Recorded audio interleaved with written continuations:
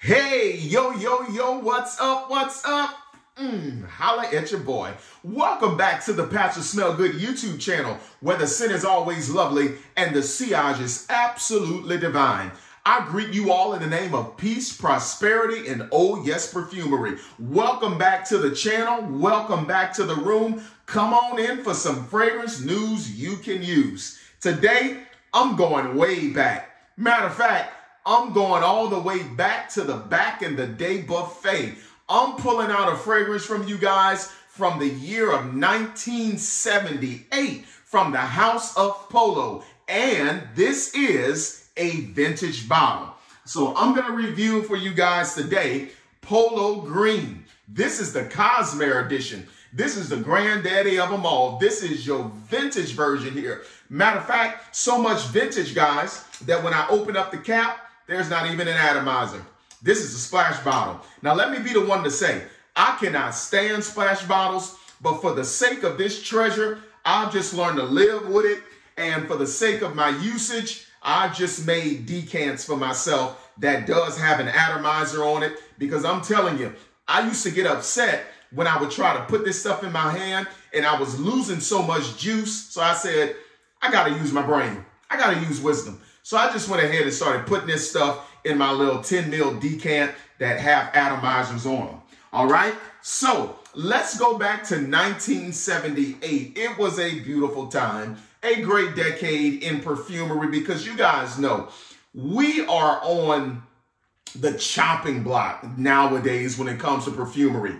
There are so many laws being passed, so much legislation is being introduced where companies aren't able to use certain formulas, or they're not able to use certain,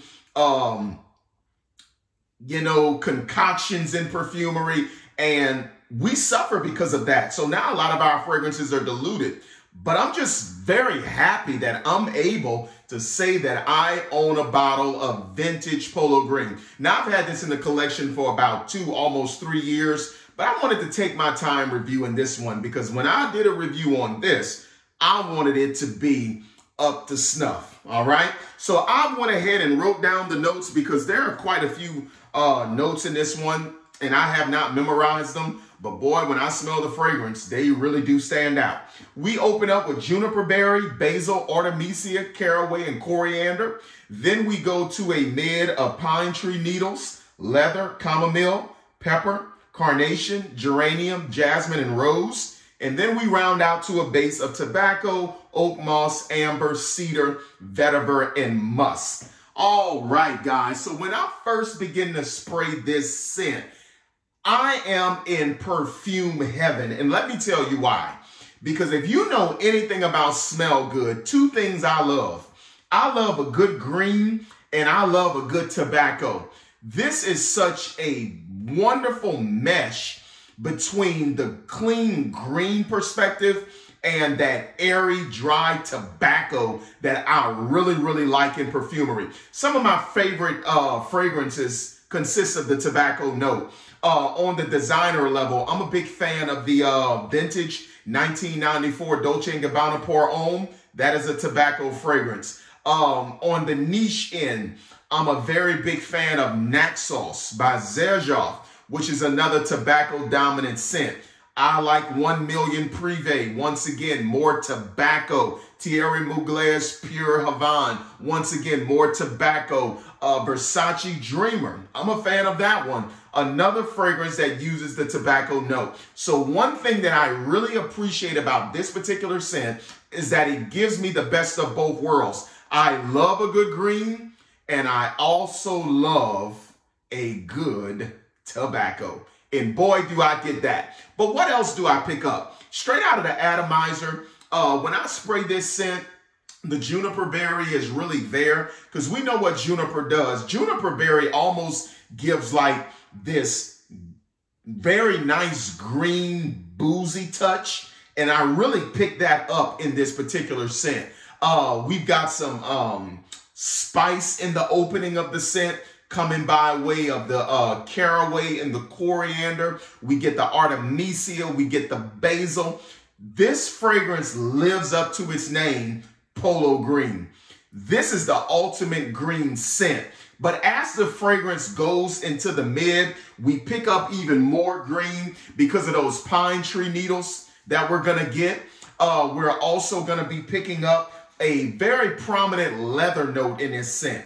And that's what I come to know and love and appreciate. Because remember, leather is a very masculine note in my estimation.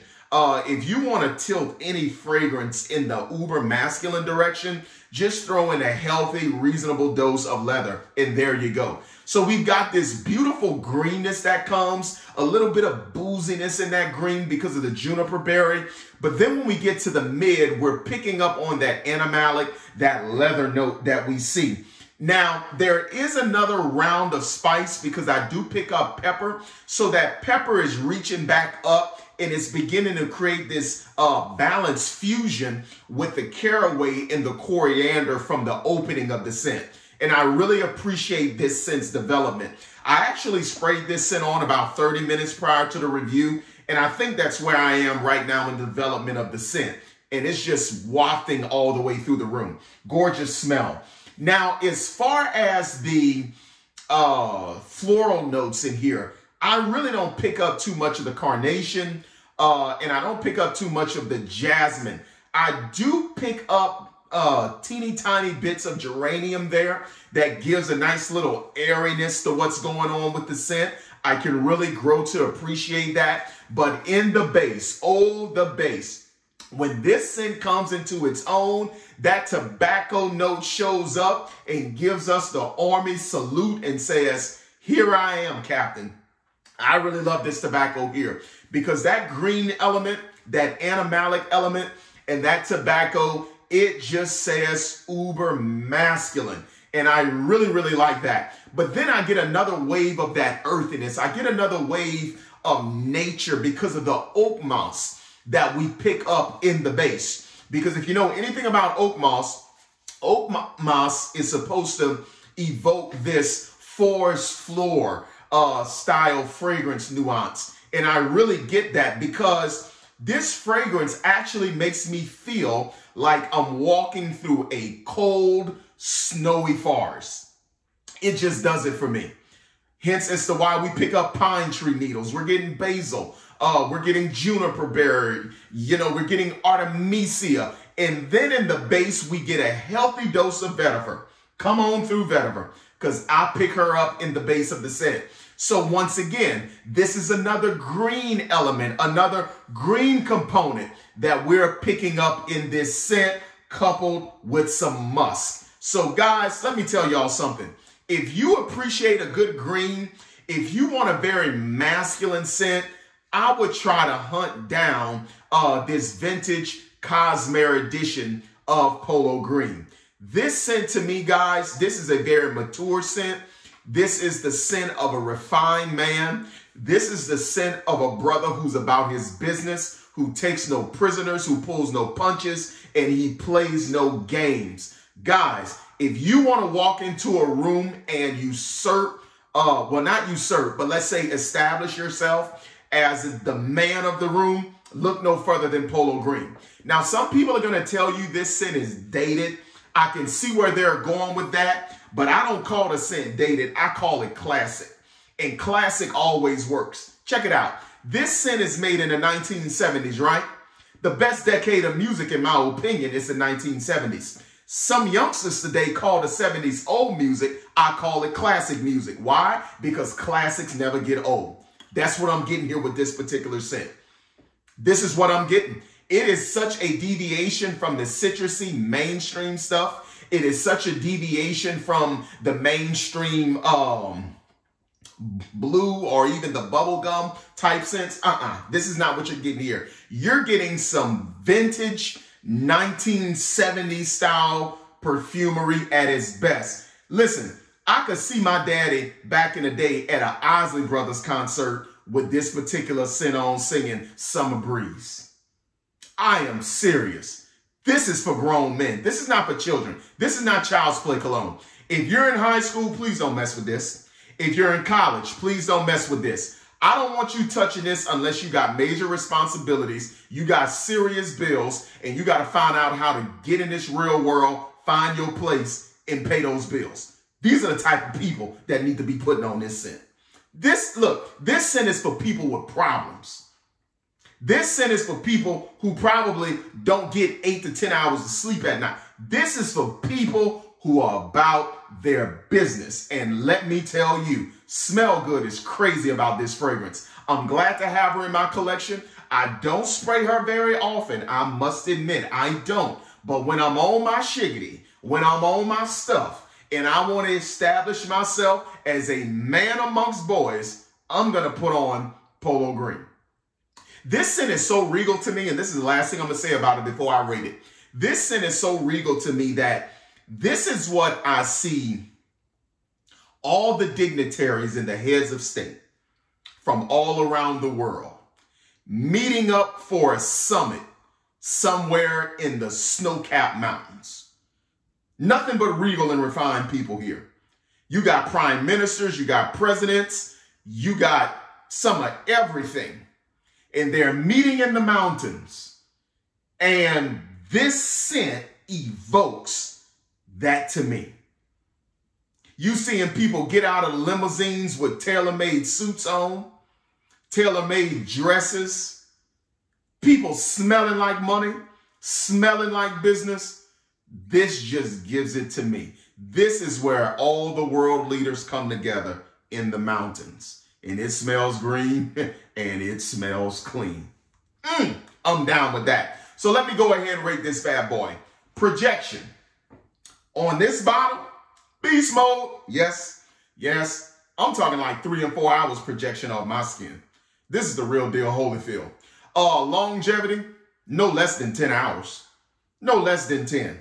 Sillage, 4 to 5 feet. It just does it for me, guys. I'm telling you, this stuff fills a room. 4 to 5 feet on your sillage. Okay? Compliment factor, I would say below average. But guess what? It's all about me.